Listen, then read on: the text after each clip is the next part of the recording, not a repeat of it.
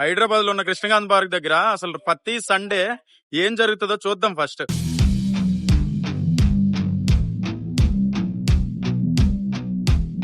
వీళ్ళందరూ ప్రతి సండే అది న్యూస్ కానీ బిగ్ బాస్ కి సంబంధించి కానీ ఏదో ఒక టాపిక్ గురించి అసలు సోషల్ మీడియాలో ఏదో ఒక పోస్ట్ చేద్దాము, ఏదో ఒక విధంగా మనం ఫేమస్ అవుదాము, ఏదో ఒక విధంగా ముందుకెళ్దాము, జనాల్లో కనబడదామని చేయని ప్రయత్నం లేదు. అందరూ ఏదో ఒకటి చేస్తూనే ఉంటారు.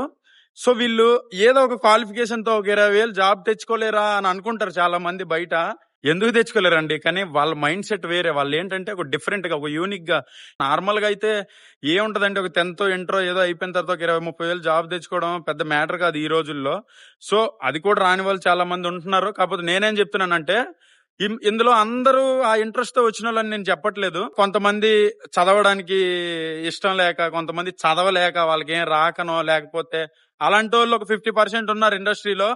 ఏదో డబ్బులతోనో లేకపోతే పలుకుబడితోనో ఉండేటోళ్ళు కూడా ఉన్నారు.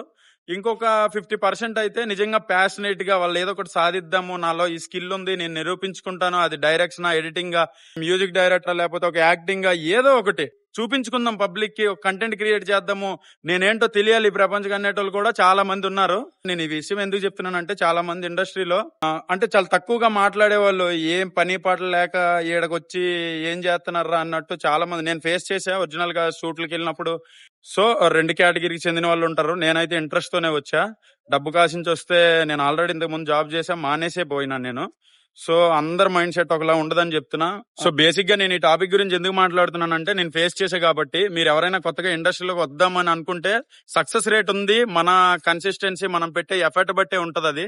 సో నేనేమంటానంటే పని చేస్తాను, నీకు నమ్మకం ఉంది అంటే తెలుసుకొని రండి. ఎందుకంటే అంత ఈజీగా ఇక్కడ ఛాన్స్ ఇచ్చేటోడు ఎవ్వడూ లేడు. ఇదేమి అసలు వేరేలా అయితే కాదు ఇండస్ట్రీ. సో ఎందుకు చెప్తున్నాను, నేను తెలుసుకున్నది కొంచెమే, బట్ ఆ కొంచెంలో మీకు నేను కొంచెం చెప్పాలనుకుంటున్నా.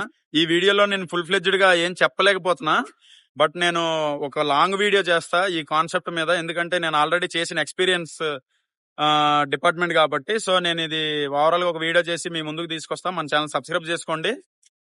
నెక్స్ట్ వీడియోలో కలుద్దాం. బాయ్.